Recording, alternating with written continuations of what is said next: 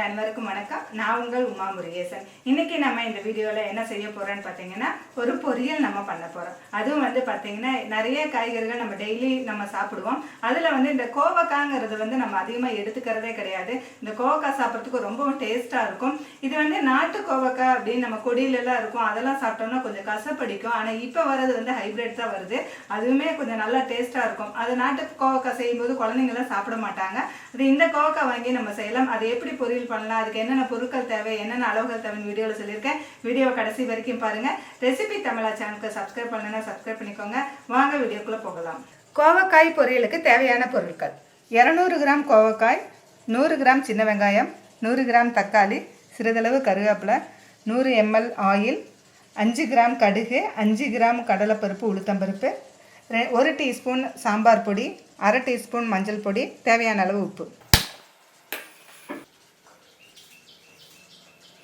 கோவக்காய் பொரியலுக்கு நம்ம 100 மில்லி ஆயில் எடுத்திருக்கோம். அதை வடசட்டி சூடானதை நம்ம ஊற்றிக்கலாம்.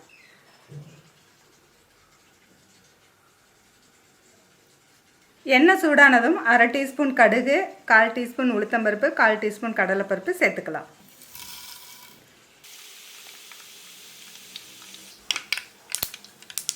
கடுகு பொரிஞ்சதும் கட் பண்ணி வச்சிருக்க சின்ன வெங்காயத்தை சேர்த்துக்கலாம்.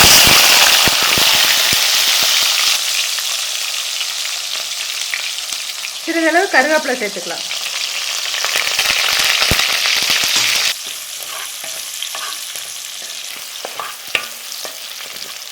வெங்காயம் வதங்கியதை நம்ம கட் பண்ணி வச்சிருக்க தக்காளி சேர்த்துக்கலாம்.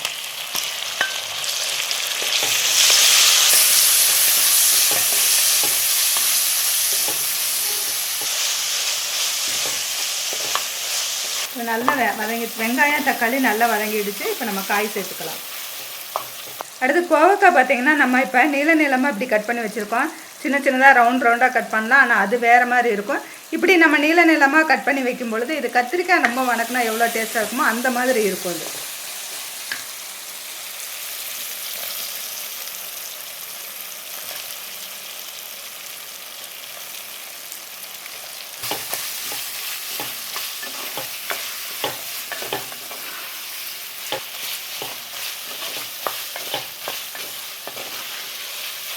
இப்போ பார்த்தீங்கன்னா கோவக்காய் நீளமாக கட் பண்ணி போட்டிருக்கோம். வெங்காயம் தக்காளி கோவக்காய்லாம் நம்ம எண்ணெய் கொஞ்சம் நிறைய இருக்கிறதுனால எண்ணெயிலே நல்லா வதங்கட்டும். அதுக்கப்புறம் பார்த்தீங்கன்னா இது கூட நம்ம 1 டீஸ்பூன் சாம்பார் பொடி சேர்த்துக்கலாம். நிறைய பேர் கோவக்காய்க்கு மிளகாய் போட்டுட்டு வேக வச்சுட்டு அதுக்கப்புறம் தேங்காய் போடுவாங்க. ஆனால் இந்த மெத்தடில் நீங்கள் செஞ்சு பாருங்கள். இந்த மாதிரி நம்ம செய்யும் பொழுது இது சாதத்துக்கு பிசைஞ்சு சாப்பிட ரொம்ப நல்ல டேஸ்ட்டாக இருக்கும். இது ஒரு கிரேவி மாதிரியும் இருக்கும், ரொம்பவும் கிரேவி மாதிரி இருக்காது, பொரியல் தான், ஆனால் ரொம்ப நல்லாயிருக்கும். இந்த பொடியை நீங்கள் வீட்டில் இந்த எப்படி என்ன மெத்தடுன்னு சொல்லியிருக்கேன். இதை நீங்கள் வீட்டில் அரைச்சிக்கிட்டாலும் சரி, அப்படி அரைக்க முடியல நீங்கள் அரைச்சி கொடுப்பீங்களா அப்படின்னு கேட்டிங்கன்னா அவங்களுக்கு மட்டும் நான் அரைச்சி கொடுக்கலான்ட்டு இருக்கேன். என்னுடைய கான்டாக்ட் நம்பர் கீழே டிஸ்கிரிப்ஷனில் கொடுத்துருக்கேன். உங்களுக்கு வேணுங்கிறவங்க கான்டாக்ட் பண்ணுங்கள். அரை டீஸ்பூன் மஞ்சள்தூள் சேர்த்துக்கலாம்.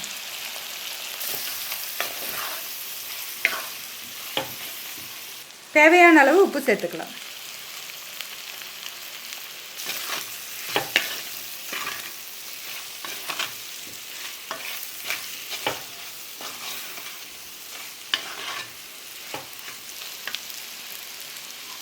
கோவக்காய் வேகிறதுக்காக நம்ம கொஞ்சமாக தண்ணி சேர்த்துக்கலாம்.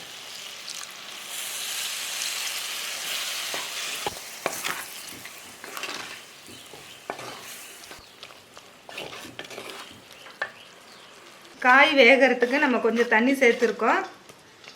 காய் வேகிற வரைக்கும் கொஞ்சம் மூடி வச்சுக்கலாம். இப்போ காய் நல்லா வெந்துருச்சு. பார்த்தீங்கன்னா காய் நல்லா வெந்து வந்துருச்சு. இப்போ நம்ம கொஞ்சமாக தேங்காய் துருவல் போட்டுக்கலாம்.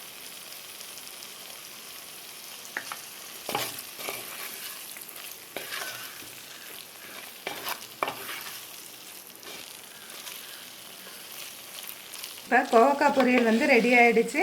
நீங்களும் இந்த மாதிரி முறையில், அதாவது நான் இந்த அளவுகளோட இந்த மாதிரி கோவக்காய் பொரியல் செஞ்சு சாப்பிட்டு பாருங்கள், ரொம்ப நல்லாயிருக்கும். இந்த பொரியல் பார்த்திங்கன்னா எல்லா வெரைட்டி சாதத்துக்கும் ரொம்ப நல்லாயிருக்கும். சாம்பார் சாதத்துக்கு ரொம்ப நல்லாயிருக்கும்.